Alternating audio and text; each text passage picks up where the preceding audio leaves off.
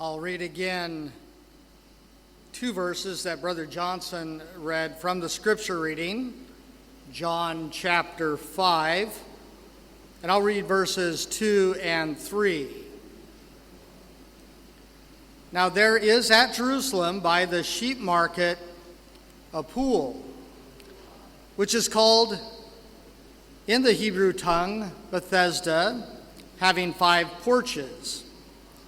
In these lay a great multitude of impotent folk, of blind, halt, withered, waiting for the moving of the water. Waiting is something that we are all used to doing. I think we seldom enjoy it. I know I do not enjoy waiting.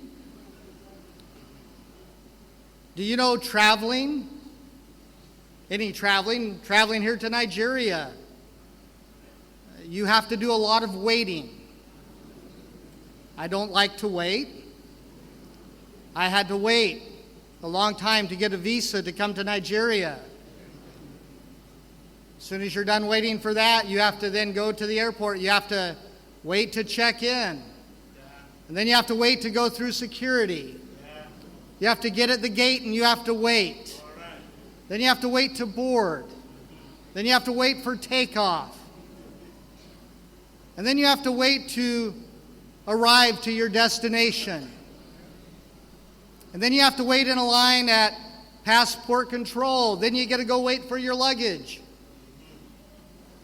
Traveling's a lot of waiting. But of course, in that case, our waiting was rewarded because we're here and certainly we have been blessed immensely. And God has caused us to be such a joy to our hearts, and we're so very thankful to see how He has truly opened the windows of heaven and poured out His blessings during this camp meeting time. How would you like to wait for hours and hours in a long line to hopefully get a couple of bananas? Now, I would find it hard to believe that any of you would do that. But my wife, Rodica, she did that as a young child growing up in communist Romania. Around Christmas time, the people there would hear that there might be some bananas in a store. So she would hear that and would go, and there would be long lines, several people deep, hopefully, to get some bananas, but often it would not happen. They were disappointed. Well, that's what waiting can be like sometimes. It can end up being disappointing because you do not get what you want. And yet, what about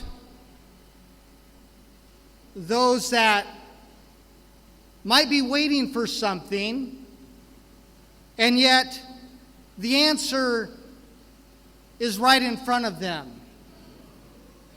They may be standing in the middle of the very thing that they're waiting for.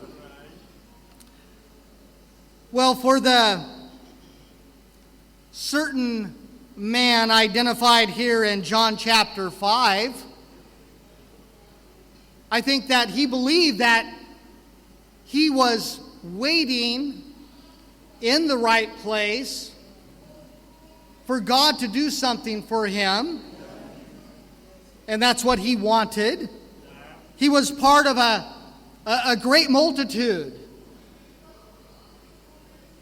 I see that here today. There's a great multitude. He was part of a great multitude. He thought he knew how God could answer the prayer of his heart, and he just kept waiting. Year after year after year. I know it's here. It's got to be right here. This is my opportunity. And yet he just kept waiting for that answer. Well, again, in the scriptures, we find that at the pool of Bethesda, there were 5 porches. And it was on these porches, 4 of them had colonnades. One actually separated the north pool from the south pool. But on them, there were many others that were waiting, expecting, hoping, because there was a tradition that an angel would come down in a certain season and would trouble the waters or stir them, and then whosoever was able to get into the waters after this angel had done that, they would be healed of whatsoever disease that they had. So it's predictable what happened. Many with this tradition, many that understood this could happen, those that had serious needs, blind, paralyzed, maybe limbs that were no longer useful and withered, they gathered at that place. They were hopeful that God could do something for them. They got as close to the water. They got right on those porches, right by the pool. I want to get in. I want to be cured. I want the answer to my prayer. So again, among that great crowd, it says in verse 5, was a certain man. I like that word, certain. God knew this man. He was an individual. He had a name. He had a life. He had hopes and dreams. Just like you and me. You may be here in this great multitude, but God knows who you are. God sees you. You are a certain man or woman to Him.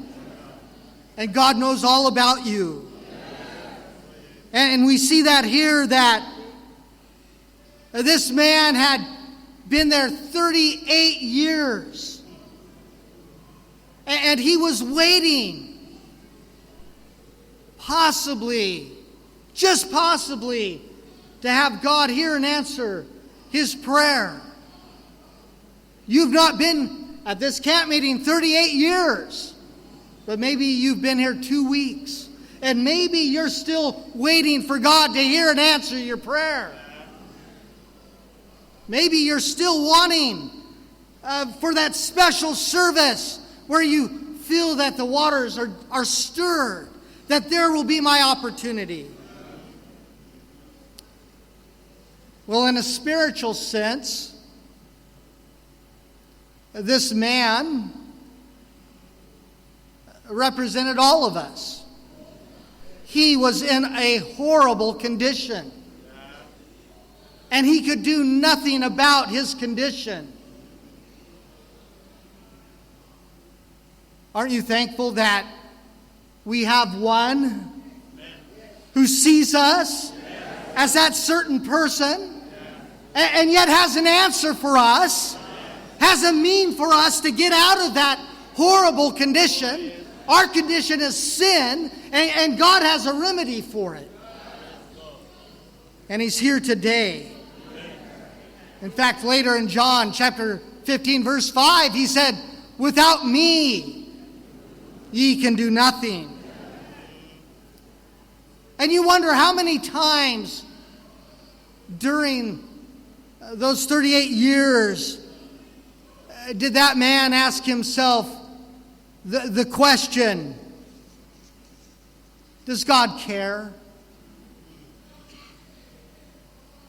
Doesn't God see my condition? Well, verse 6 gives you an answer to that.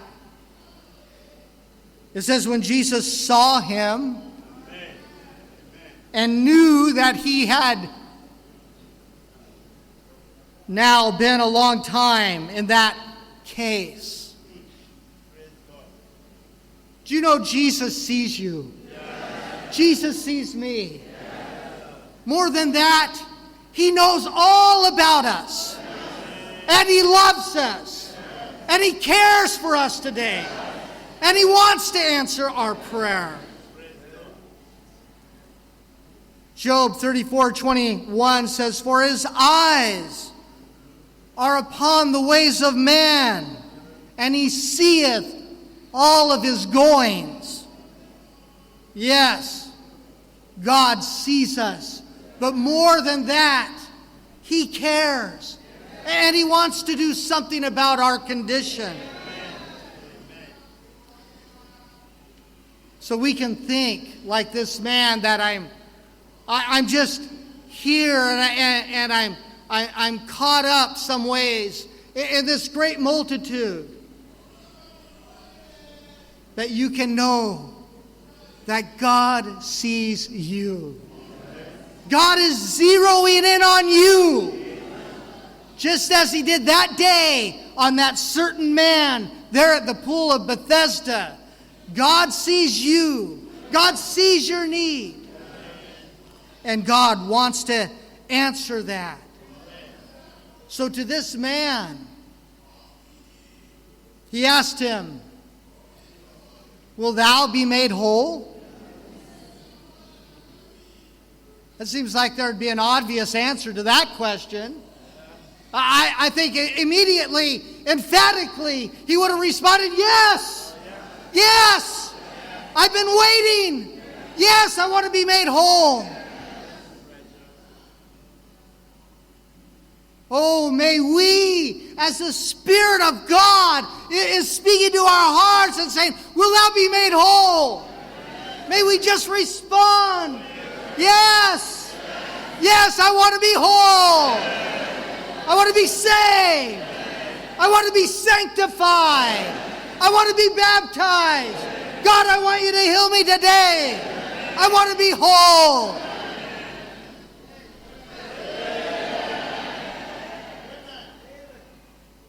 Two weeks have gone by. Maybe there's some that are like this man, maybe still holding on to an excuse. Instead of just responding, yes. Oh, he wanted to rehearse his failed plan. He told him, Lord, sir, I have no man. I need somebody to help me. When the water's troubled, to put me into the pool. But while I'm coming, somebody steps in before me. You know there's a time just to get rid of all the excuses. Do you know that, brothers and sisters? There's just a time, such a time like this, that it's time to get rid of all of the excuses and just do what God is asking you to do.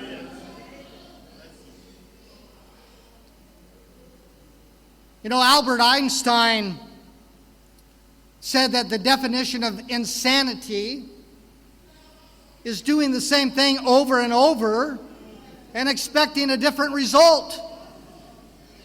I would think this man would have looked at his plan that had not worked and said, yes, I'm just going to say yes to this man. Well, it's quite a picture, really.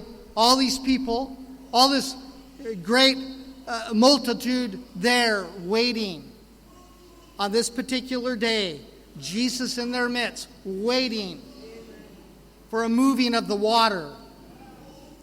Again, sometimes you and I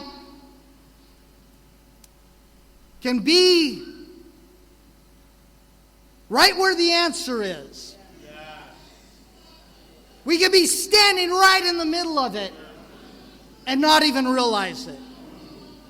You know, several years ago, Rodique and I, we, along with our family, visited a small town on the mountains just before you get into California called Virginia City. Now, in America, in the 1850s, gold was discovered in California, and it caused what was called a gold rush. When I say a rush, 300,000 people rushed out to California. Oh, they wanted to get rich. There's gold. We're going to get rich. And they rushed to California. Some of them 5,000 kilometers they would have to travel. Some by foot. Some in wagon trains. But they wanted to get there. They wanted those riches. If they got there too late, though, they had to wait on the other side of the mountains until winter was over. And so that's what some of them had done, and they were waiting in this place that we visited. And while they were there, they thought they would look for gold there. And they found a little bit. So they continued to mine there, and they thought, this is good. We're finding a little bit. They had one problem, though. There was a very hard rock that kept getting in their way as they would mine. It was a very dense blue rock. And so they were trying to get to the gold, and they would take that rock and they would throw it over the side of the mountain. They had so much of it, they thought, well, we'll pave the streets with it. Well, finally, one time, a man from Virginia City was in San Francisco, and he had some of that rock with him. And he went to a geologist, had him examine that rock. It was pure silver.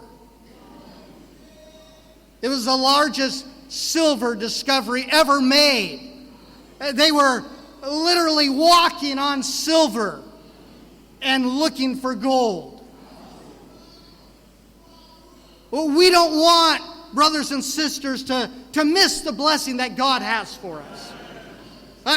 When I look at this account of this man there at the pool of Bethesda, he's waiting for an answer to his prayer. He's got it all figured out in his mind, how God's going to do it. An angel's going to trouble the water. Somebody's finally going to help me in, and I'm going to be cured. And yet he had Jesus. He had Jesus right there. And saying, will thou be made whole? We have Jesus right here. We have him here with us this morning. But we don't have to wonder, how is God going to answer my prayer? No, Jesus is here.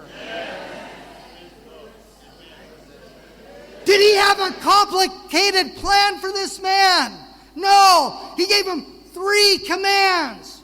Rise, take up thy bed, and walk.